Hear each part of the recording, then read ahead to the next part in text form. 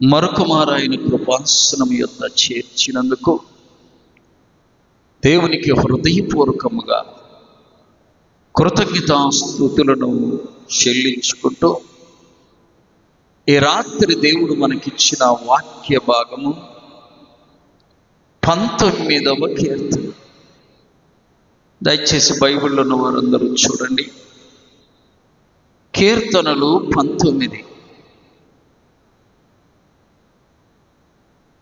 9వ చరణం నేను చదువుతాను, నాతో కలిసి అందరూ దయచేసి బిగ్గరగా చెప్పడానికి ప్రయత్నం చేయండి.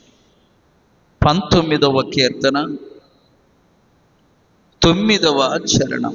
యెహోవా యందైన భయము పవిత్రమైనది, అది నిత్యము నిలుచును. మరలా చెప్దామండి. యెహోవా యందైన భయము పవిత్రమైనది, అది నిత్యము నిలుచును. ఈ వాక్యము ద్వారా దేవుడు మనందరితో మాట్లాడును గాక.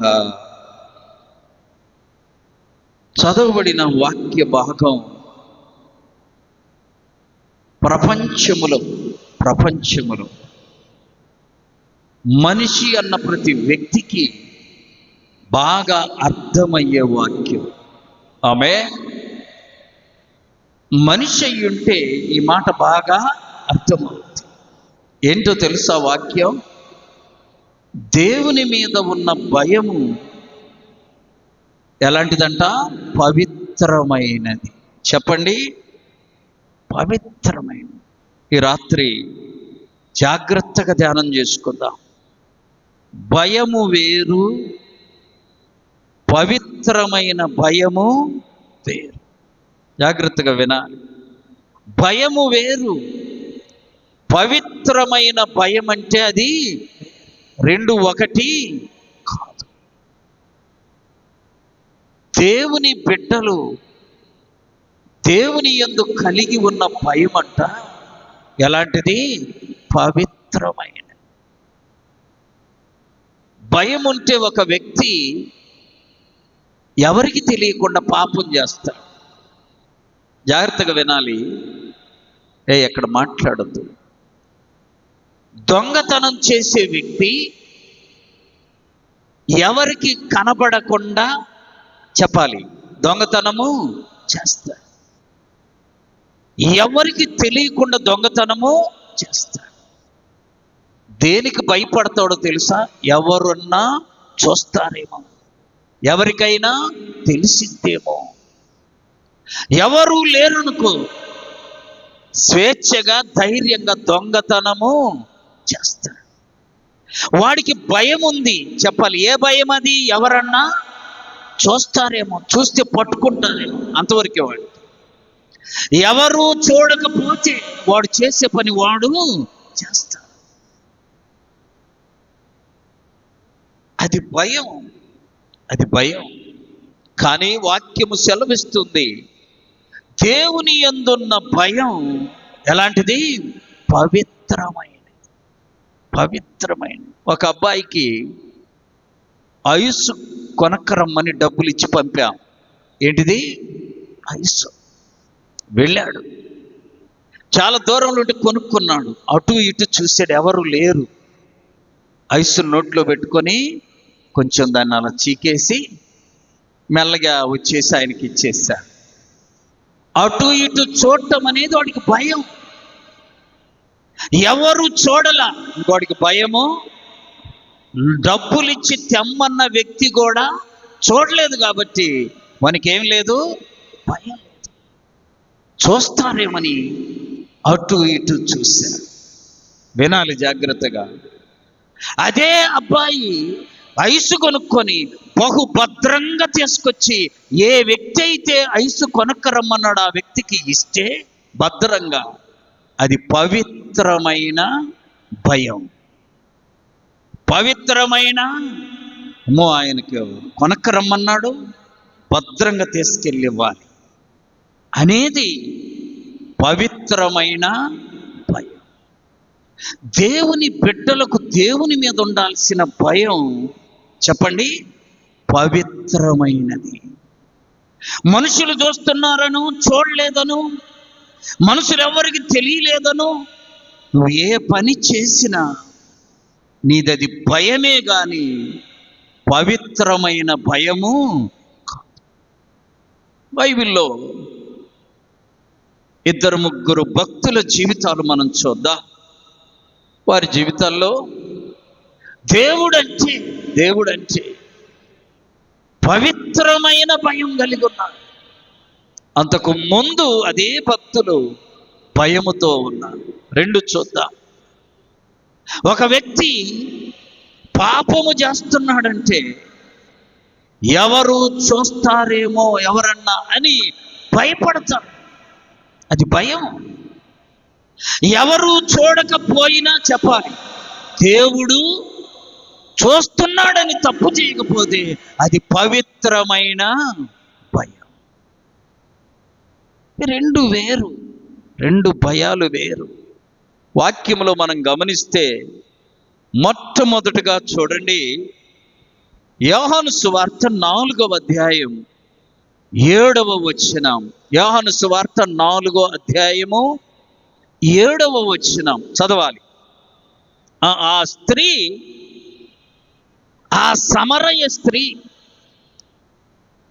ఒక్కతే నీళ్లు చేదు కొనుటకు అక్కడి బావి దగ్గరికి వచ్చింది. పూర్వకాలం బావులు ఉండే, బోర్లు కానీ మోటార్లు కానీ ఉండేవి కాదు. ఆ బావి దగ్గరికి వెళ్ళి, ఊరి బయట ఉన్న బావి దగ్గరికి లేదా చివరున్న బావి దగ్గరికి వెళ్ళి నీళ్లు తేవాలంటే స్త్రీలు ఒక్కరు పోయేవారు, 2-3 కలిసి వెళ్ళేవారు. యేసేపు బావి అంటది. యాకోబు తన కుమారుడైన యేసేపుకి ఇచ్చిన బావి, యేసేపు బావి అని పేరు. ఆ పేరున్న బావి దగ్గరికి మధ్యాహ్నం చెప్పాలి. ఇప్పుడు సహజంగా నీళ్లు తెచ్చుకునేవారు ఎవరైనా ఉదయం కానీ సాయంకాలం. ఈమె ఎప్పుడు బయలుదేరింది? మధ్యాహ్నం బయలుదేరింది. చూసారా? బాగా జాగ్రత్తగా ధ్యానం చేసుకోండి. ఎప్పుడంట? మధ్యాహ్నం.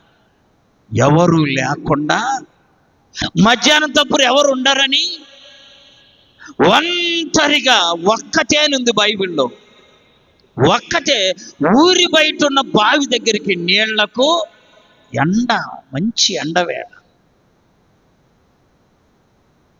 అలా నీళ్లు చేదుకోవటానికి వెళ్ళిన ఆ స్త్రీ పేరు సమరయ స్త్రీ. యేసు ప్రభు వచ్చి బావి దగ్గర కూర్చొని ఉన్నాడు. మనందరికీ తెలుసు, అమ్మ కొంచెం నీళ్ళు ఇవ్వమంటే ఆమె నింది, అయ్యా మేము సమరయులము, మీరేమో యూదులు, మా నీళ్లు మీరు తాగరు కదయ్యా. సహజంగా కొందరి భోజనాలు కొందరు తినరు. ఆమె కొందరు వెడితే కొందరు తినకూడదని ఒక పద్ధతులు ఉండేవి పూర్వకాలం ఎక్కువగా. మేము ఒక దొనకొండలో ఒక రెడ్డి గారి ఇంట్లో ఉంటే అద్దెకు, ఆయన 10:30-11కి వచ్చింది. ఏదో ఊరు వెళ్ళి ఆకలి అవుతుంది, అన్నం వండుకునే శక్తి లేదు. అయ్యా కొంచెం అన్నం ఏమన్నా ఇంట్లో ఉందా అని అడిగాడు. మా అన్నం మీరు తినరు కదండి అన్నా నేను. కావాలి, ఆకలి అవుతుంటే మీరు తినరు వాళ్ళు తింటేందిరా, ఏమన్నా తీసుకురా తింటా, ఆకలి అవుతుంది. అప్పుడు ఈ సూత్రం పనిచేయలా, తీసుకెళ్తే బాగా ఏమనుకుంటుంది, మీరు యూదులయ్యా, మేము సమరయులం, మా నీళ్ళు మీరు తాగరు కదా అని అంటే యేసు ప్రభు వారు అన్నాడమ్మా, నేను నీకు జీవజలమునిస్తా. నేనెవరో నీకు తెలిస్తే నా దగ్గర ఉన్న జీవజలము నువ్వు తాగుతావని అంటే ఆమె అనుకుంది, అయ్యా నేను ఎంత దూరము రాకుండా. చూడండి, ఆమె రావాలంటే అందరితో వచ్చామా? అందరూ తెచ్చుకునే సమయంలో వచ్చాము కూడా. కాబట్టి ఇంత దూరం రాకుండా ఆ జీవజలం మీద ఇంట్లోనే ఉండేటట్టు నాకు ఇవ్వని యేసుప్రభు అన్నాడు. మొదట వెళ్ళి నీ పెనిమిటిని, మనం చాలా మార్లు ధ్యానం చేశాం ఈ వాక్యం. ఆమెనింది తప్పున ఒక్క క్షణం కూడా ఆలోచించకుండా, టైం తీసుకోకుండా వెంటనే చెప్పింది, అయ్యా నాకు పెనిమిటి. ఇప్పుడు చెప్పాలి, మధ్యాహ్నం ఎందుకు వచ్చింది నీళ్లకు? ఎవరన్నా తోస్తారేమో. ఆమె ఎవరన్నా, ఈమె పాపపు స్థితి ఆమెకు తెలుసు. ఎవరన్నా చూస్తారేమని చూడకుండా ఎవరు లేని టయాన ఒక్కతే నీళ్లకు, ఇది భయం. ఎవరన్నా చూస్తారనే భయం. ఆయన నీ పెనిమిటిని పిలుచుకురమ్మంటే నాకు పెనిమిటి లేదని చెప్పింది. యేసుప్రభు అన్నాడు, అమ్మా చూడండి వాక్యం దేవుని యొక్క పరిశుద్ధ గ్రంథములో, ఏంటమ్మా, దేవుని యొక్క పరిశుద్ధ గ్రంథములో ప్రతి మాట వ్రాయబడింది. అమ్మా నీవు నిజం చెప్పావు, నీకు పెనిమిటి లేడు కానీ 5 పెనిమిట్లు ఉన్నారు అనగానే వినాలి, గుండెలు పగిలిపోయి. అప్పుడు అంటుంది, అయ్యా నువ్వు ప్రవక్తవయ్యా. పెనిమిటి లేడు అని చెప్పడం ఆమెకు చాలా ఈజీగా అయిపోయింది. నిజమే చెప్పావు, ఇప్పుడు నీకు 5 పెనిమిట్లు ఉన్నారు, ఇప్పుడున్నవాడు కూడా నీ పెనిమిటి కాడు, నీవు నిజం చెప్పావని అనగానే ఈమెలో ఉన్న ఒక్కసారిగా హృదయంలోని పాపమంతా బయటికి వచ్చింది. అప్పుడు అంటుంది, అయ్యా నువ్వు ప్రవక్తవు అని. ఊరిలోకి వెళ్ళి అదే 4వ అధ్యాయం చూడండి, 19వ వచనం. అప్పుడు ఆ స్త్రీ, అయ్యా నీవు ప్రవక్తవు. ఇప్పుడు ఆమె హృదయంలో పవిత్రమైన భయం వచ్చింది. చప్పట్లు కొట్టి ప్రభును మహింపరచాలి. అప్పటిదాకా సాదాగా మాట్లాడింది, పెనిమిటిని తీసుకురా, నాకు పెనిమిట్లు 5 ఉన్నారమ్మా, నువ్వు నిజం చెప్పావు, 5 కూడా నీకు పెనిమిట్లు కాదు, నిజం చెప్పావు అనగానే ఈమెలో పవిత్రమైన భయము బయలు. ఇప్పుడు 26వ వచనములు అంటుంది, నేను చేసినవన్నీ నాతో చెప్పినవాడు. ఆమె నేను చేసినవన్నీ నాతో చెప్పిన వాణ్ణి మీరు చూద్దాం రండి అని ఎవరు లేకుండా ఒంటరిగా వచ్చిన ఈమె అందరి దగ్గరికి వెళ్ళి అందరినీ పిలుస్తుంది. పవిత్రమైన భయం ఉన్న వ్యక్తి వినాలి, రహస్యంగా బ్రతకడానికి ఇష్టపడ. ఆమె అందరి దగ్గరికి వెళ్ళి చెప్పింది, అందరిని తీసుకొచ్చింది. అందరూ యేసయ్యను చూశారు, జీవం కలిగిన మాటలు విన్నారు. అక్కడే ఆ ఊరిలో నుండి ఆయన దేవుని యొక్క జీవం కలిగిన మాటలు ప్రకటించారు. ఆమంట కొండను విడిచిపెట్టి వెళ్ళి నేను చేసి ఎన్ని చెప్పినా ఆయన్ను చూద్దాం రండి. అంతకుముందు ఎవరిని పిలిచినామా నీళ్ళకు పోదాం రండి అంటారా? అన్నదా? సహజంగా ఒక స్త్రీ ఏదైనా పనికి వెళ్ళాలంటే ఇంకొక తోడు పిలుచుకుంటారు. భయం ఉంది ఆమెకి, దాన్ని తీసివేసుకొని ఇప్పుడు పవిత్రమైన భయములోనికి వచ్చి. ఇలాగే బైబిల్లో మనం చూస్తాం, దేవుని యొక్క పరిశుద్ధ గ్రంథమైన బైబిల్ చూడండి, సమూయేలు 2వ గ్రంథం 11వ అధ్యాయము 4వ వచనం. దావీదు దూతల చేత ఆమెను పిలువనంపెను. ఆమె అతని యొద్దకు రాగా అప్పుడు అతడు ఆమెతోటి పాపము ఎవరికి తెలియదు అనుకున్నాడు. అంటే అతనికి ఏముంది? భయం ఉంది.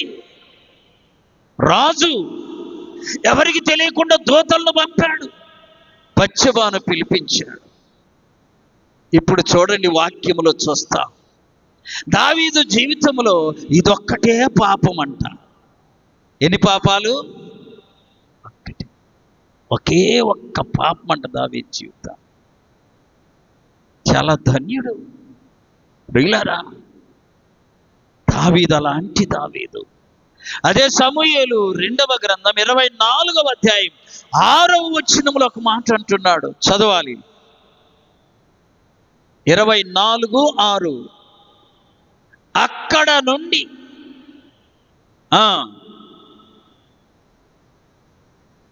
సమూయేలు 2వ గ్రంథం 24వ అధ్యాయం 6వ వచనం చదువుమ్మా. ఏముంది?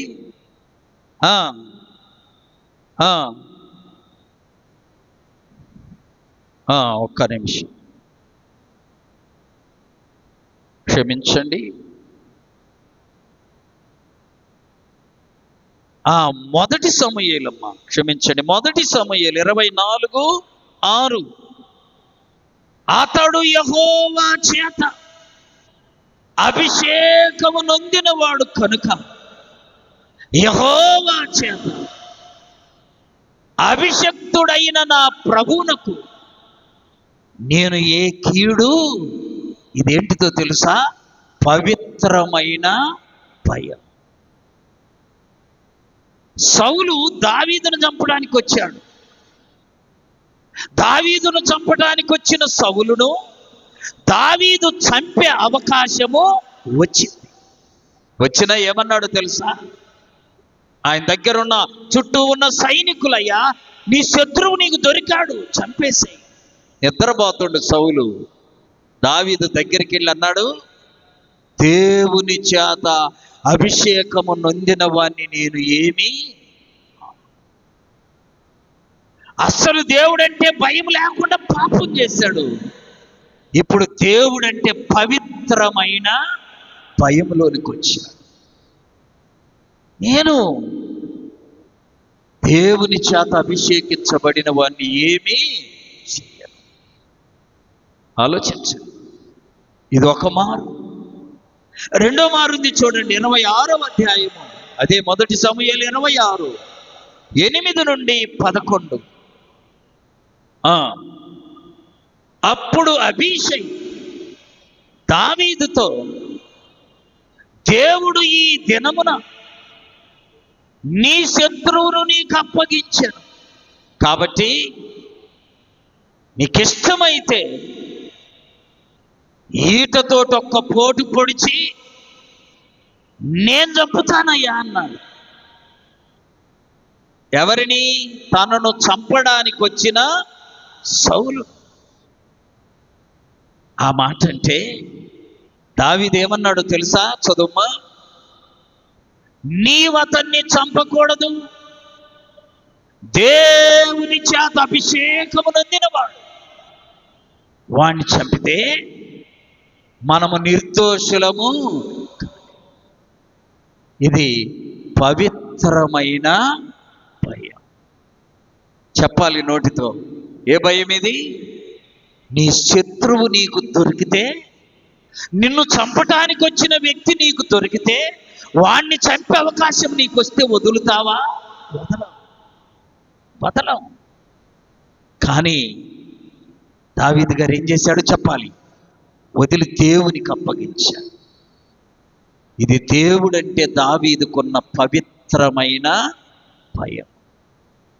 ప్రతి విశ్వాసి ఇలాంటి పవిత్రమైన భయము కలిగి బ్రతకాలి.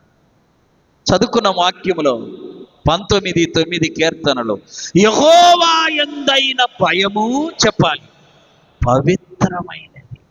పవిత్రమైనది. పవిత్రమైన భయం ఉన్న వ్యక్తి మనుషులు చూస్తున్నాడని ఆలోచించడు. ఎవరు చూస్తున్నాడు అనుకుంటాడు? దేవుడు.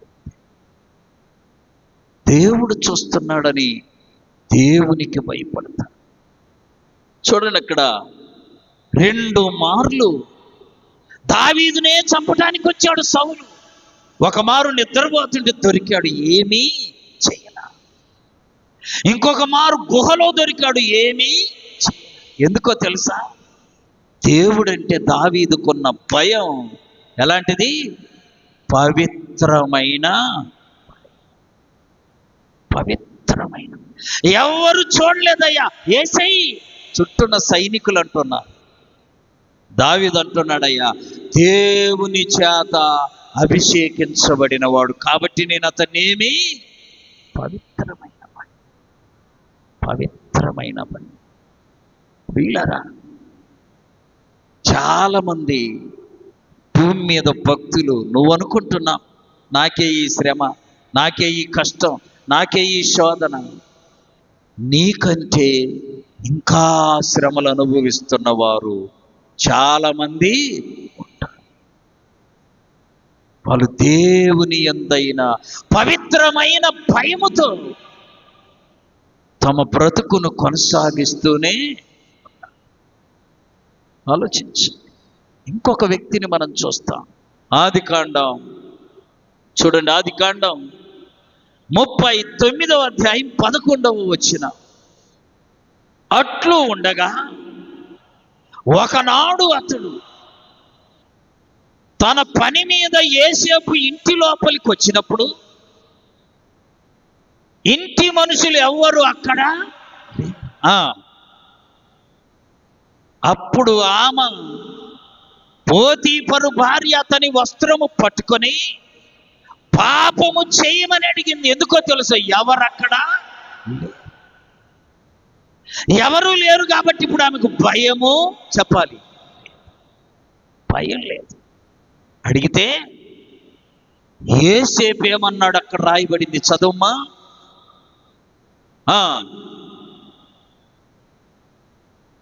చదువమ్మా, అదే చదువమ్మా. ఎందుకు ఆలోచిస్తావు? కంటిన్యూ చెయ్యి. నీవు అతని భార్యవైనందున, దానికంటే ముందు మాట ఉంది, ఈ ఇంటిలో నాకంటే పైవాడు ఎవడు? నీవతని భార్యవైనందున నిన్ను తప్ప దీంట్లో ఈ ఇంట్లో ఉన్నవన్నీ నా చేతికి ఆయన అప్పగించాడు. నీవు ఆయన భార్యవు కాబట్టి నేను నీతో పాపము చేయను. చేస్తే చదువుమా, ఎంత ఘోరమైన పాపము చేసి నేను దేవుని దృష్టికి నిర్దోషిని. ఇది పవిత్రమైన. చెప్పాలమ్మా, ఎందుకు డల్లుకున్నారు? ఎవరు లేరాడ? ఆమె పాపం చేయమంటుంది, ఎవరు లేరు కాబట్టి భయం లేక. ఈయన కూడా ఎవరు లేరు, పాపం చేసే అవకాశము ఉంది, అవకాశం వచ్చింది. కానీ ఏమన్నాడు తెలుసా? ఎంత ఘోరమైన పాపం చేస్తే దేవుడు నన్ను వదిలిపెట్టాడు. దేవుని దృష్టిలో నేను నిర్దోషిని కాదు. దేవుడు ఉన్నాడా? చెప్పాలి. ఆమె కళ్ళకు కనబడ, యోసేపు కళ్ళకు కూడా అక్కడ కనబడ, ఇంకో వ్యక్తి అక్కడ లేనే. పవిత్రమైన భయం ఉంది యోసేపులో. అందుకనే యేసు ప్రభువుకు యోసేపుకు కొన్ని పోలికలు ఉన్నాయి. ఆమె ఎంత అవకాశం వచ్చినా పాపం చేయని వాడు గొప్పవాడు. ఆమె ఆమె పాపం చేసే అవకాశం వచ్చింది, ఎవరు లేరయ్యా అంటుంది పోతీఫరు భార్య. యోసేపు ఏమంటున్నాడు తెలుసా? ఎంత ఘోరమైన దుష్కార్యము చేసి నా దేవుని దృష్టికి నేను నిర్దోషిని కాలేను, పాపినైతా. ఆలోచించమ్మా, ఎవరు నిజమైన భక్తి పరులంటే పవిత్రమైన భయం ఉండాలి. ఆమె చదువుకున్న వాక్యం, యెహోవా యందైన భయము ఎలాంటిదంట? కడుపు నిండా ఆకలి, నీళ్ళెవు, ఆహారం లేదు, ప్రార్థన చేసినోడే భక్తిపరుడు. చప్పట్లు కొట్టి ప్రభువును మహింపరచాలి. బాగా కడుపు నిండా తిన్నాం, మా కిల్లి కూడా ఇచ్చారు నవ్వడానికి, అర్థమైందా? ఫ్యాన్ వేసుకున్న బెడ్ ఉంది, పండుకుంటావు. ఇది భక్తి కానే కాదు. పవిత్రమైన భక్తి అంటే నీవు సుఖించటానికి అవకాశం ఉన్న సుఖాన్ని విడిచిపెట్టి ప్రభువును మహిమపరిచేది పవిత్రమైన భయం కలిగిన భక్తి. యేసేపు అప్పటికి అమ్మబడ్డాడు, ఇంకో దేశానికి అమ్మబడ్డాడు. ఒక ఇంట్లో పని మనిషి. యేసేపు అనుకోవచ్చు హృదయంలో, తల్లిదండ్రులను వదిలిపెట్టి దేశంగా దేశం వచ్చా, నాకు ఈ కర్మ ఏంది, ఈ బాధ ఏంది, ఈ వేదన ఏంది, దేవుడా నాకెందుకు ఇలాగా చేశావని అనడానికి అవకాశము ఉంది. కానీ అంత కష్టములో కూడా ఏమంటున్నాడు తెలుసా? ఇంత ఘోరమైన దుష్కార్యము చేసి దేవునికి విరోధము, అబ్బా నేను పాపం ఎట్లా కట్టుకుంటే. చూసారా? అప్పటికి యేసేపు జీవితంలో ఒక్క మేలు కూడా చెప్పాలి లేదు. ఒక్క మేలు కూడా, మేలులన్నీ ఉండి ఆ మాట అంటే పర్లా, ఒక్క మేలు కూడా. ఇది దేవుడు అంటే యేసేపుకున్న చెప్పాలి పవిత్రమైన భయం. అన్నలందరూ వచ్చి నమస్కరించారు. నమస్కరిస్తే వాళ్ళు భయపడుతుంటే యేసేపు ఏమన్నాడు తెలుసా? నేను దేవునికి భయపడు మనుష్యుడు, మీకు కాదు, కనపడే మనుషులకు, నేను దేవునికి భయపడేవా. యేసేపు కలిగి ఉన్నది చెప్పాలి పవిత్రమైన భయం. చెప్పాను ముందుగానే, ఎవరు లేరు, ఏదో పాపం చేసేది అది ఎవరు లేరు కాబట్టి, ఎవరు చూడలేదు కాబట్టి, నీకు భయం లేదు కాబట్టి పాపం చేశావు. ఎవరు లేకపోయినా దేవుడు ఉన్నాడు, దేవుడు చూస్తున్నాడు అనేది నీవు కలిగి ఉంటే నీకు పవిత్రమైన చెప్పాలి ఏముంది? భయం అన్నట్టు. అలాంటి భయం నీవు నేను మనమందరము కలిగి ఉండాలి. ప్రియ, దొంగతనం చేయడానికి 2 రోజుల క్రితం పేపర్లు వేశారు. ఇద్దరు కలిసి ఒక ఇంట్లోకి వెళ్ళారు. ఇంట్లోకి వెళ్ళి అంతా ఎతికారు, ఎక్కడ వాళ్ళకి ఏం కనపడలా. ఒక రూములో ఒక గదిలో తాళం కనపడింది, ఒక చిన్న బీరువా లాంటిది. ఆ తాళం తీయటం చాలా కష్టంగా ఉండలేక పైన టైల్స్ పగలగొట్టి అందులోకి దిగాడు ఒకడు. అందులోకి దిగి సామాన్లన్నీ అందించాడు, లోపలున్న డబ్బు బంగారం అన్నీ. వీడు తిరిగి రావటానికి సాధ్యము, కొంచెం చెయ్యి బయటకు వచ్చింది, మా తల కొద్దిగా బయటకు వచ్చింది, ఇంకా మనిషి రావడంలా.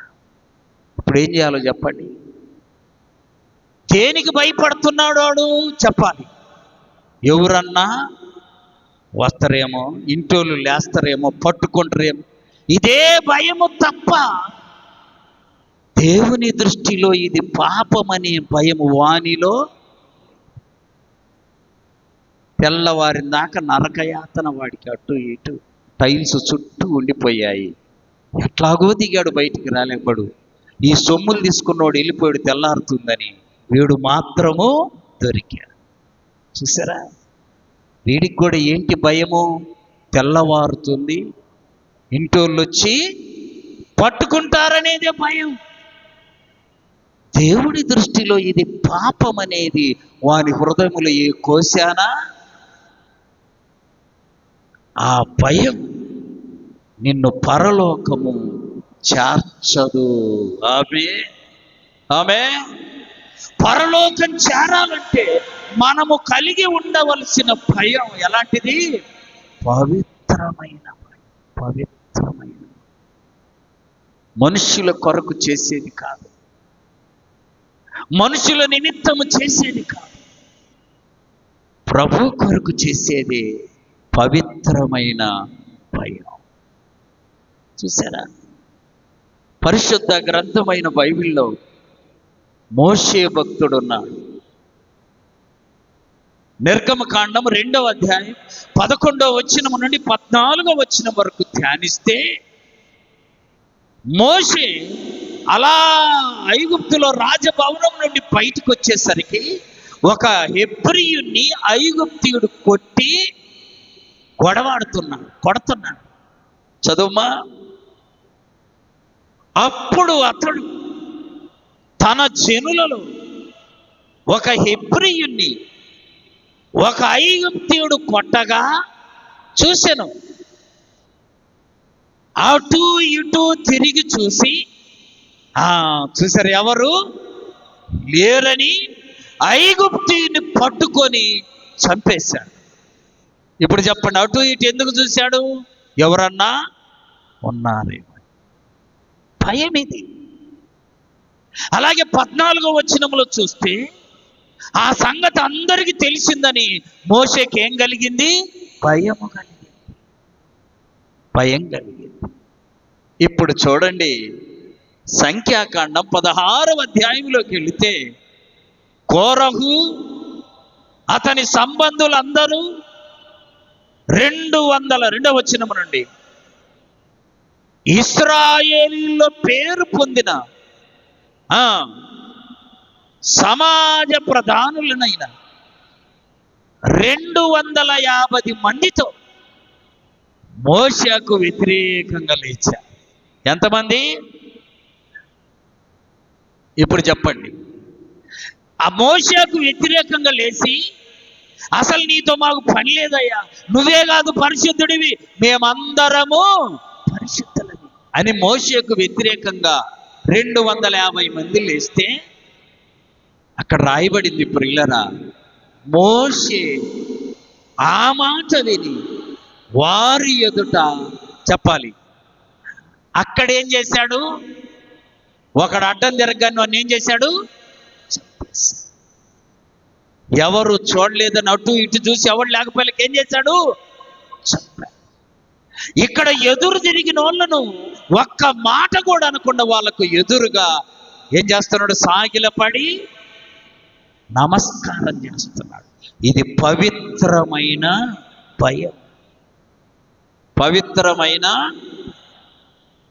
ఒక్క మాట కూడా అనలేదండి. ఇక అదే మనము ధ్యానం చేసుకుంటే ద్వితీయోపదేశకాండం 9వ అధ్యాయం వచ్చేసరికి, ఇశ్రాయేలీయులు పాపం చేస్తే మోషే వారి ఎదుట వారికి ఏం చేసేవాడు? సాగిలపడి, దేవుని దగ్గరికి వెళ్ళి సాగిలపడేవాడు. ఇప్పుడు మోషేలో ఉన్నది భయం కాదు, చెప్పాలి పవిత్రమైన దేవుని యొక్క బిడ్డలమైన మనం ఈ విశ్వాస యాత్రలో కలిగి ఉండవలసినది ఏంటిదో చెప్పండి? దేవుడంటే భయం కాదు, పవిత్రమైన భయం. ప్రార్థనకు వెళ్ళకపోతే ఏదన్నా జరుగుద్దని ప్రార్థనకు వస్తారు కొంతమంది. ఒక ఆయన నంద్యాలలో, వినండి మా పిల్లోడిది అట్లా ఆపండి, నంద్యాలలో ఒక ఆయన బియ్యం కొట్టండి. ఏం కొట్టు? బియ్యం కొట్టు. అయితే ఒక పని చేస్తానంటే నేను డబ్బులు ఇచ్చా. ఆ బియ్యము తెచ్చుకుంటూ పోవడంలో పరిచయం అయ్యేసరికి డబ్బులు ఇస్తే, ఆ పని చెయ్యలేదయ్యా, డబ్బులు ఇవ్వటం లేదయ్యా అని చెప్పాడు. నేను అన్నాను, అతను నాకు తెలియదు, నీ కదయ్యా ఇచ్చింది, పని చేస్తే చేయాలి, లేకపోతే నువ్వే డబ్బులు ఇవ్వాలని. అట్లట్లా ఆయన ఇవ్వలేదు, నేను ఇవ్వనన్నా. నేనేం చెప్పానో తెలుసా? అయ్యా నేను ప్రార్థన చేస్తా, మీరు కూడా అదే చెప్పాలి, నేను ప్రార్థన చేస్తా, నీకు చాలా నష్టం జరుగుద్దయ్యా అన్న. సత్యం ఇది. అనగానే భయపడిపోయి భార్య భర్తలు ఇద్దరు రాత్రికి మాట్లాడుకున్నారేమో. ఉదయాన్నే ఫోన్ చేసి, అయ్యా మా అమ్మాయి పెళ్ళింది, నువ్వు ప్రార్థన చేస్తే మాకు పెళ్ళి ఆగిపోద్దేమో, ఎందుకు కానీ అయ్యా నీ అకౌంట్ నెంబర్ అయ్యా డబ్బులు వేస్తాం. అయ్యా ప్రార్థన చేయి. వాళ్ళకి ఏంటి చెప్పండి? భయం. భయం. ఆ మాట కూడా అనకుండా పని కాలేదు డబ్బులు తెచ్చి ఇచ్చారనుకో, అది పవిత్రమైన,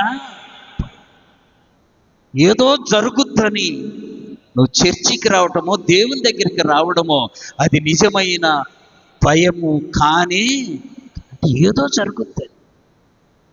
గమనించండి, నువ్వు నేను ఈ భూమి మీద ప్రాణమున్నంత వరకు కలిగి ఉండవలసినది పవిత్రమైన భయం.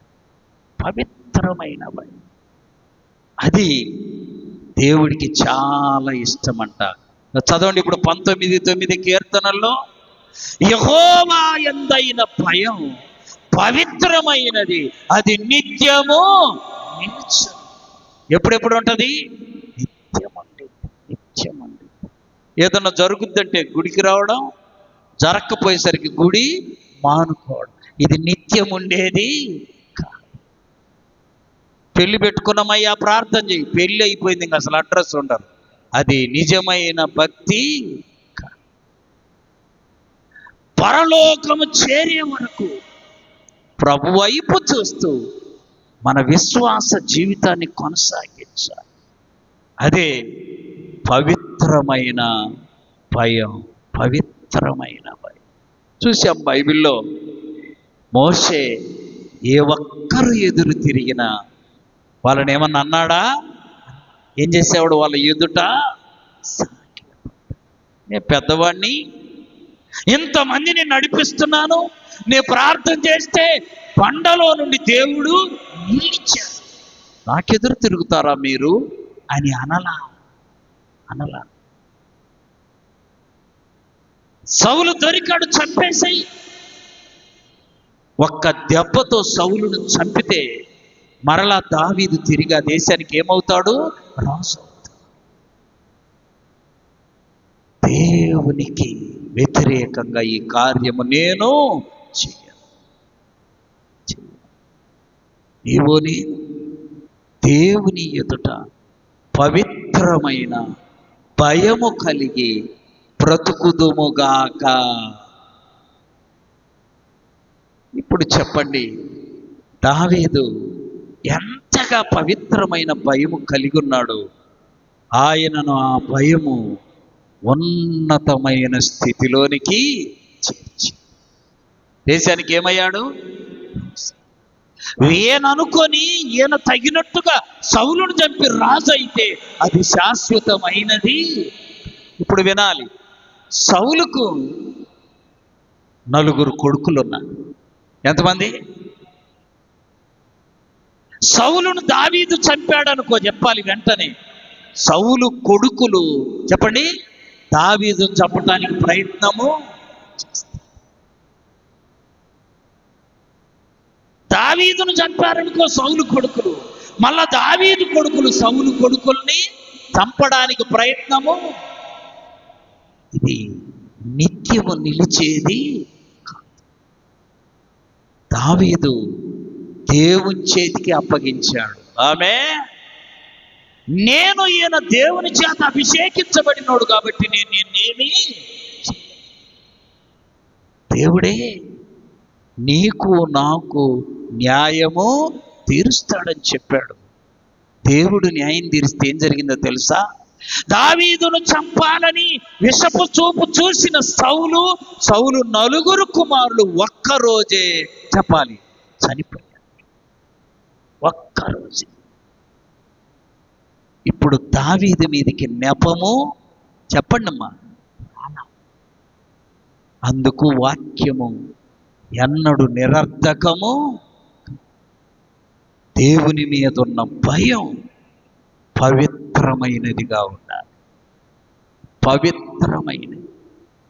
ఇంకా కొంచెం లోతుగా ధ్యానం చేస్తే ఏనండి, సౌలు అంబులు అంటే ఆ బాణాలన్నీ గుచ్చుకొని చనిపోయే స్థితిలో ఉంటే అక్కడికి వచ్చిన ఒకరిని పిలిచి, అరే నువ్వెవరివి?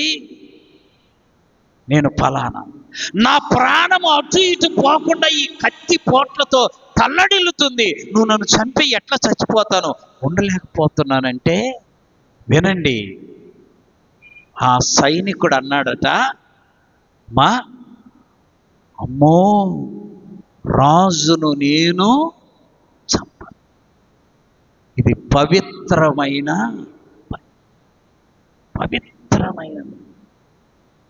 గమనించండి. ఇంకొకడు వచ్చాడు, వాడు సౌలును చంపి సౌలు మీద ఉన్న రాజకిరీటం తీసుకొని దావీదు దగ్గరికి పరిగెత్తాడు. ఇదిగో అయ్యా, నీ శత్రువును నేను చంపాను. ఆయన తల మీద ఉన్న రాజకిరీటం తెచ్చా, పెట్టుకో నువ్వు రాజుగా. మనమైతే అబ్బా ఈడికిరా నా మీద ప్రేమ అంటే అని అనుకునేవాళ్ళం. దావీదేమన్నాడు తెలుసా? దేవుని చేత అభిషేకించబడిన వాడిని చంపటానికి నీకు అసలు ఎన్ని గుండెలు, ఎంత భయం లేదు అని తన సైనికులు ఒకరిని పిలిచి చంపేసే. దేవుని యందున్న భయము పవిత్రమైన. గమనించండి ప్రియులారా, దేవుని బిడ్డలమైన మనం ఈ చివరి దినాల్లో భయం ఉంటే సరిపోదు. చెప్పాలి, ఏ భయం ఉండాలి? పవిత్రమైన భయం. ఆ భయము నిన్ను అత్యున్నతమైన నిత్యత్వములోనికి నడిపిస్తుంది. ఆమె ఇప్పుడు సమరయ స్త్రీ దగ్గరికి వెళ్ళి ఎవరన్నా ఏమన్నా చెప్పబోతే ఆ యేసయ్యకి మహిమని, యేసయ్యను గురించి ఆ ఊరంతా ప్రకటన చేస్తాం. ఇప్పుడు మనుషులకు భయపడట్లా. ఎందుకని? తన జీవితాన్ని దేవుడు పరిశుద్ధము చేశాడు. ఆ రోజు నుండి ఆమె ప్రభువును ప్రకటించడం మొదలుపెట్టిందంట. నీకు నాకు పవిత్రమైన భయం ఉండాలి. భయం కాదు, ఏముండాలి? భర్త బయట నుండి వస్తున్నాడంటే ఆయన వస్తున్నాడని నువ్వు భయపడ్డావు, అది పవిత్రమైన భయము కాదు. ఆయన వస్తున్నా రాకపోయినా నీవు ఉండవలసిన స్థితిలోనే నీవు. విజయవాడలో ఒక ఇంటికి వెళ్తే ప్రార్థన చేయడానికి రమ్మంటే నేను పిలిస్తేనే వస్తాను. ఎవరింటికే పిలిచారు, వెళ్ళా. ఆమె ఏడుస్తుంది, ఆయన బయట కూర్చొని ఉన్నాడు. ఏందంటే కొట్టాడు. అప్పుడు ఆ పిల్లలు వచ్చి చెబుతున్నారు, అమ్మను కొట్టాడయ్యా మన. ఏంటంటే పాస్టర్ గారు, నువ్వు పాస్టర్వే కదా, ఇప్పుడు చెప్పు, నువ్వు మా ఇద్దరికి తీరు. ఏంటయ్యా? మా అమ్మ వాళ్ళ ఇంటికి వెళ్తానని చెప్పి సినిమాకి వెళ్ళిందయ్యా. నీకెట్ట తెలుసయ్యా? నేను కూడా అదే సినిమాకి, నేను ఈ పక్క టిక్కెట్ తీసుకుంటుంటే ఆ పక్క ఆడోళ్ళ ఇల్లు ఉందయ్యా. కడుపు మండిపోయిందయ్యా. ఎందుకంత అబద్ధం? ఎందుకు అసలు అంత అబద్ధం చెప్పడం? అయ్యా సినిమాకి వెళ్తాను చెప్పు, ఒప్పించుకో. అసలు ఇప్పుడు ఇంకో మాట చెప్పనా?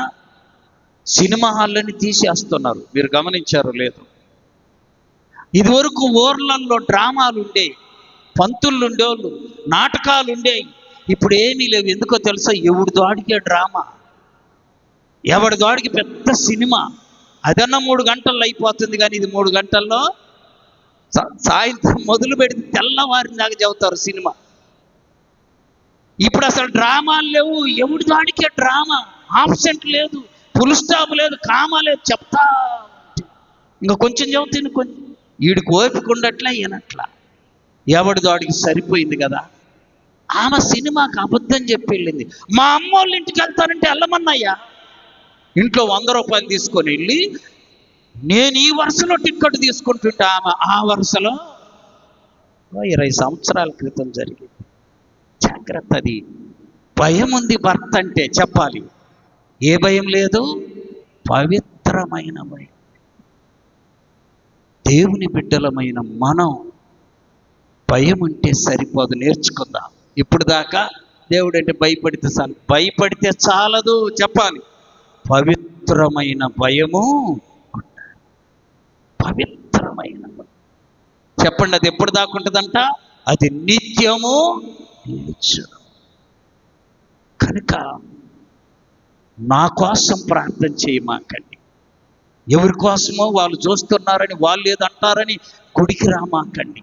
చెప్పండి, దేవుడంటే పవిత్రమైన భయము కొరకు మందిరానికి వచ్చి సాగిలపడండి. ఆమేన్, ఆమేన్.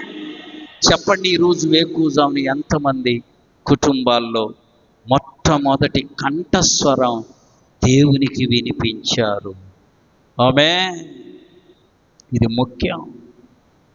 మనుషుల కోసం మందిరానికి వద్దు. పాస్టర్ ఏమన్నా అంటాడు, మందిరానికి వద్దు. ఆ భయం నిన్ను పరలోకం చేర్చదు. దేవుని దగ్గర వెనకబడతాను, వెనుక వరుసలోకి వెళ్ళిపోతానేమోనని దేవుని దగ్గరికి రా. అది పవిత్రమైన కలిగి ప్రభును మహిమపడుతూ, అతి కృప పరిశుద్ధాత్మ దేవుడు వాక్యం విన్న మనందరికీ దయచేయునుగాక. మోకరించండి, ప్రార్థన చేసుకో.